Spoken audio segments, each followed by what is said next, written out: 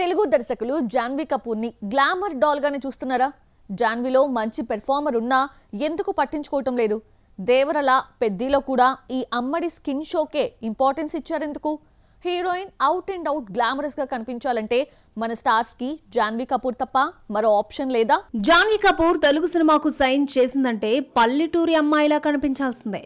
Village beauties ఇలాగే ఉంటారా అనేలా అందాల ఆరబోతే మెయిన్ ఎజెండాగా రెచ్చిపోతోంది జాన్వీ.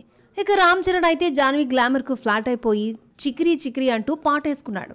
ఈ బాలీవుడ్ అందానికి పొర్లు దండాలు పెట్టేశాడు. జాన్వీ దేవరతో పాన్ ఇండియా హిట్ కొట్టింది అనుకుంటే ఇందులో పోషించిన తంగా రోల్లో విమర్శలను తీసుకొచ్చింది. స్నేహితులతో కలిసి డబుల్ మీనింగ్ డైలాగులు 2 పాటలు తప్ప జాన్వీది ఇంపార్టెంట్ రోలే కాదు. ఈ విమర్శలు పట్టించుకోని తెలుగు మేకర్స్ జాన్వీని గ్లామర్ డాల్ గానే చూపిస్తున్నారు. దేవరలో ఎన్టీఆర్ తో జతకట్టడమే లేట్. జాన్వీ స్టార్ హీరోయిన్ అయిపోయింది. దేవర సెట్స్ పై ఉండగానే పెద్దిలా ఛాన్స్ అందుకుంది. దేవరలో యాక్టింగ్ కి స్కోప్ లేదు. రామ్ చరణ్ మూవీ అయినా ప్లస్ అవుతుందేమో చూడాలి.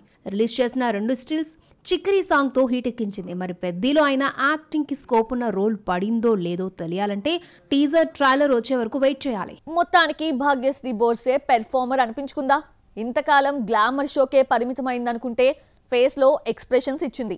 యాక్టింగ్ పర్వతం దుల్కర్ సల్మాన్ తో పోటీ పడి నటించింది భాగ్యశ్రీ. ఇంతవరకు హిట్ లేని భాగ్యశ్రీకి కాంతా మూవీ సక్సెస్ తో పాటు పేరు కూడా తీసుకొస్తుందా? What's the story? Mister Bachchan flop అయినా భాగ్యశ్రీ బోర్సేకు ఆఫర్స్ తీసుకొచ్చింది. డెబ్యూ మూవీలో అందంగా కనిపించడంతో ఆఫర్స్ క్యూ కట్టాయి. రెండో సినిమా కింగ్డమ్ భాగ్యశ్రీకి మైనస్ అయింది. అన్ఇంపార్టెంట్ రోలే దక్కింది. గ్లామరైజ్డ్ గా కనిపించడంతో ఫ్యాన్స్ షాక్ అయ్యారు. భాగ్యశ్రీ బోర్సే నటించిన 3వ సినిమా కాంతా 14th రిలీజ్ అవుతుంది.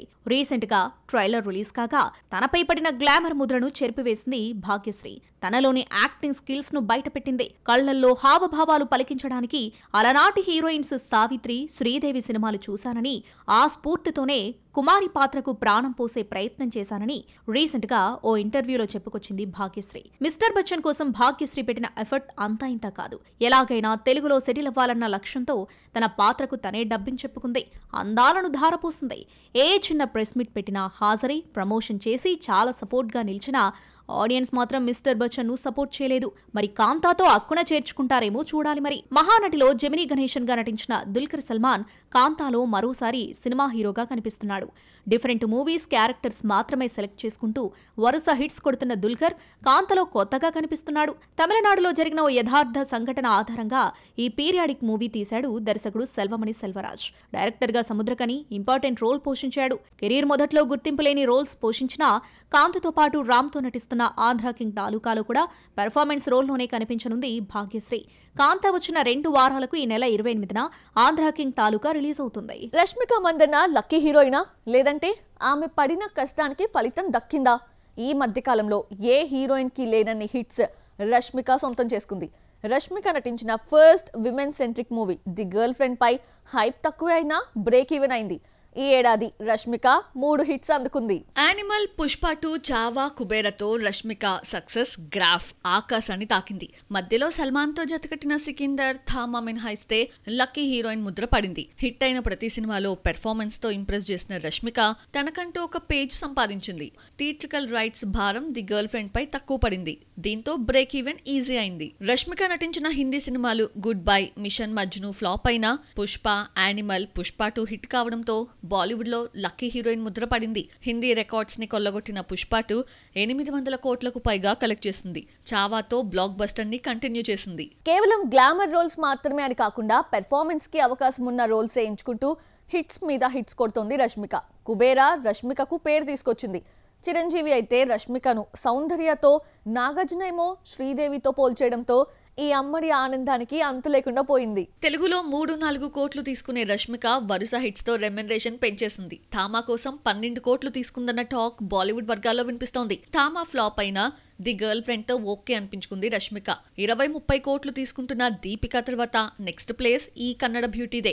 గర్ల్ ఫ్రెండ్ కి డివైడ్ టాక్ వచ్చినా రష్మిక ఇమేజ్ కలిసొచ్చింది. 7 కోట్లకు బిజినెస్ జరుపుకుంటే ఇప్పటి వరకు 9 కోట్లు వచ్చింది. ఫస్ట్ టైం నటించిన ఈ లేడీ ఓరియంటెడ్ మూవీ కోసం 7.5 కోట్ల రెమ్యునరేషన్ తీసుకుందట. గర్ల్ ఫ్రెండ్ బడ్జెట్ 24 కోట్లయితే రష్మిక రెమ్యునరేషనే బడ్జెట్ లో 30% దాటిపోయింది. అయినా ఈ అమ్మడికున్న ఇమేజ్ తో ఓటీటీ రూపంలో 21 కోట్లు వచ్చింది. గర్ల్ ఫ్రెండ్ సక్సెస్ ని చూడడానికి సినిమాకి బాయ్ ఫ్రెండ్ ముఖ్య అతిథిగా విచ్చేశాడు. రష్మిక విజయ్ కి ఎంగేజ్మెంట్ జరిగిందన్న వార్త చక్కర్లు కొట్టినా ఈ ఇద్దరు లవర్స్ ఖండించలేదు, అవునని చెప్పలేదు. నిశ్చితార్థం తర్వాత ఈ senior lovers girl friend success meet లో కలిసి కనిపించారు. రాజాసాబ్ షూటింగ్ ఎట్టకేలకు పూర్తయింది. 2022లో మారుతి ప్రభాస్ కి కథ చెప్పి ఒప్పించాడు. అదే సంవత్సరం షూటింగ్ లాంఛనంగా మొదలు కాగా పూర్తి కావడానికి 3 ఏళ్లు పట్టింది. దెయ్యాలు ఆత్మల నుంచి ప్రభాస్ కి మోక్షం దక్కిందా? స్పిరిట్ షూటింగ్ మొదలు కాకుండానే 2 ఏళ్ల క్రితమే సినిమా ప్రకటించారు. అయితే రాజాసాబ్ షూటింగ్ మొదలైన దాదాపు 2 ఏళ్లకు అఫీషియల్ గా అనౌన్స్ చేశారు. రాజాసాబ్ షూటింగ్ మొదలయ్యే నాటికి సెట్స్ పై సలార్, కల్కి ఉన్నాయి. సలార్ విడుదలై 2 ఏళ్లవుతోంది. కల్కి థియేటర్స్ లోకి వచ్చి 1.5 ఏళ్ల అవుతున్నా రాజాసాబ్ పూర్తి కావడానికి ఇంతకాలం పట్టింది. రాజాసాబ్ షూటింగ్ నత్తనడకన సాగింది. 2022లో షూటింగ్ లాంఛనంగా మొదలు కాగా ప్రభాస్ మధ్యలో 2 సార్లు గాయపడ్డాడు. యూరోప్ వెళ్లి మోకాలు ఆపరేషన్ చేయించుకొని వచ్చాడు. మధ్యలో మరోసారి నొప్పి తిరగబెట్టడంతో ఆ ఎఫెక్ట్ రాజాసాబ్ షూటింగ్ పై పడింది. గతేడాది మొదలుపెట్టిన ఫౌజీ షూటింగ్ 50% పూర్తయింది. ఫౌజీకి మెయిన్ ఇంపార్టెన్స్ ఇచ్చి డేట్స్ అడ్జస్ట్ చేసిన ప్రభాస్ రాజాసాబ్ ని పక్కన పెట్టేశాడు. రాజాసాబ్ 2 సార్లు రిలీజ్ డేట్ మార్చుకుంది. ఈ ఏడాది ఏప్రిల్ 10న రావాల్సి ఉండగా షూటింగ్ పూర్తి కాక డిసెంబర్ 5కి వాయిదా వేశారు. సంక్రాంతికి తీసుకురావాలంటూ డిస్ట్రిబ్యూటర్స్ నుంచి ఒత్తిడి రావడంతో డిసెంబర్ 5న రావాల్సిన రాజాసాబ్ 2026 జనవరి 9న థియేటర్స్ లోకి వస్తోంది. నాని ది ప్యారడైజ్ షూటింగ్ అంతా భారీ సెట్స్ లోనే నడుస్తోంది. ఫలక్నమో ప్యాలెస్ ని పోలి ఉండే ఇంటి సెట్ కోసం 7.5 కోట్లు ఖర్చు పెట్టారు.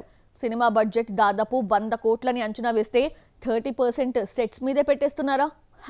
ఒక్కడు సినిమాలో చార్మినార్ సెట్ కోసం అప్పట్లోనే ₹1 కోటి ఖర్చు పెట్టారని చెప్పుకున్నారు. తొలి ప్రేమలో బీచ్ ఒడ్డున తాజ్ మహల్ సెట్ అప్పట్లో వైరల్ అయింది. గేమ్ చేంజర్ లో పాట కోసం ఏకంగా 16 కోట్లతో సెట్ వేశారు. సెట్ కోసం, ఫైట్ కోసం స్టార్స్ 20-30 కోట్లు ఖర్చు పెడితే యంగ్ హీరోల కోసం 10 కోట్లు ఖర్చు చేసే స్థాయికి టాలీవుడ్ చేరుకుంది. యంగ్ హీరోల సినిమా బడ్జెట్ దూసుకుపోతోంది. వీళ్ళకున్న క్రేజ్ కు 2-3 ఎక్కువ పెట్టేస్తున్నారు. దసరా తర్వాత నాని, శ్రీకాంత్, ఓదెల కాంబినేషన్ లో రూపొందుతున్న ది ప్యారడైజ్ మూవీ షూటింగ్ దాదాపుగా ఇండోర్ సెట్స్ లోనే నడుస్తోంది. హైదరాబాద్ శివారులో 30 ఎకరాల్లో వేసిన స్లమ్ సెట్ లో షూటింగ్ స్టార్ట్ అయింది.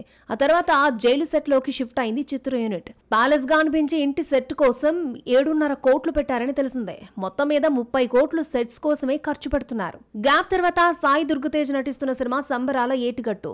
దీనికోసం 12 ఎకరాల్లో భారీ సెట్ వేశారు. ఇలా సెట్స్ పైనే తెగ డబ్బులు పెట్టేయడంతో సినిమా బడ్జెట్ ఇప్పటికే 60-70 కోట్లు దాటిపోయిందట. యంగ్ హీరోల కథలు భారీ సెట్లను డిమాండ్ చేస్తున్నాయి. ఆ మధ్య కింగ్డమ్ మూవీ కోసం జైలు సెట్ వేశారు. బాక్సాఫీస్ లో మరికొన్ని అప్డేట్స్ ఇప్పుడు చూద్దాం. సుమార్ రాజు కనకాల వారసుడు రోషన్ నటిస్తున్న సినిమా మోగ్లీ ఎన్టీఆర్ చేతుల మీదుగా టీజర్ విడుదలయ్యింది. సాక్షి సాగర్ హీరోయిన్, సందీప్ రాజ్ డైరెక్ట్ చేస్తున్న ఈ లవ్ యాక్షన్ మూవీ డిసెంబర్ 12న థియేటర్స్ లోకి వస్తోంది. కాంతారా చాప్టర్ 1లో రిషబ్ శెట్టి గులిగా మారే సీన్ ను అమెజాన్ ప్రైమ్ రిలీజ్ చేసింది. 800 కోట్లకు పైగా కలెక్ట్ చేసిన ఈ కన్నడ మూవీ అమెజాన్ లో హిందీ మినహా సౌత్ లోని అన్ని లాంగ్వేజెస్ లో స్ట్రీమింగ్ అవుతోంది.